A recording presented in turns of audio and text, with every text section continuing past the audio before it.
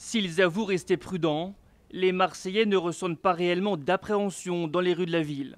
Moi, je ne me sens pas en insécurité à Marseille, mais comme dans toutes les grandes villes, il faut faire attention. Oui, je pense pas que pas plus que dans les grandes villes. pas plus qu'à Paris, pas plus ni moins qu'à Paris, quoi. Et le problème, c'est que les gens retiennent que le cliché marseillais de l'insécurité, de la calage, tout ça. Et il n'y a pas que ça. Marseille, il fait bon vivre, quoi. Et l'une des raisons à ce mieux vivre, la baisse de la petite délinquance, comme les arrachages de colliers ou les vols de smartphones. Pour parvenir à ces bons résultats, la ville a développé depuis 2 ans sa surveillance policière, des moyens dont se félicite la sénatrice des Bouches-du-Rhône.